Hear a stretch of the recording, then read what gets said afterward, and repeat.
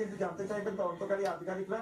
ইতিমধ্যেই anti corruption ব্রাঞ্চের যিনি আইও এবং অ্যাসিস্ট্যান্ট আইও আছেন তারা দুজনেই কিন্তু উপরে চলে গেছেন এবং কেন্দ্রীয় বাহিনীকে স্ট্যান্ড বাই মোডে রাখা হয়েছে। এখনো তাদেরকে নামানো হয়নি এবং আমরা দেখছি যে অতীন ঘোষের বাড়ি সেই বাড়িও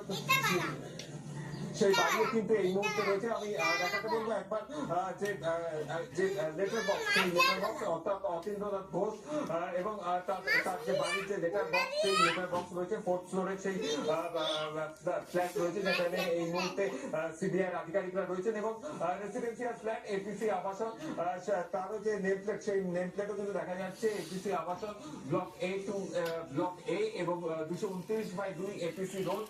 সেই যে বহুতল, সেই বহুতলে কিন্তু অতীন ঘোষ তিনি থাকেন এবং এই মুহূর্তে কিন্তু অতীন ঘোষের কি দিয়ে খাচ্ছ? 3 থেকে 4 জনের সিবিআই আধিকারিকদের দল, সেই দল কিন্তু পৌঁছেছে প্রায় আধ ঘন্টা 40 কোনটা কি আছে বলো? ঘন্টার কাছাকাছি কিন্তু সময় হয়ে গেছে।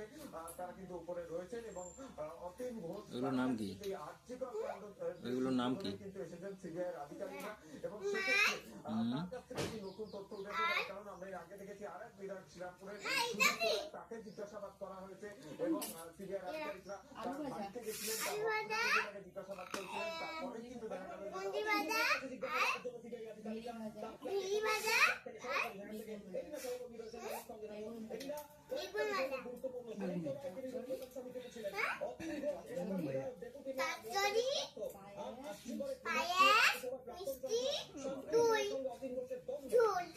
কিসের?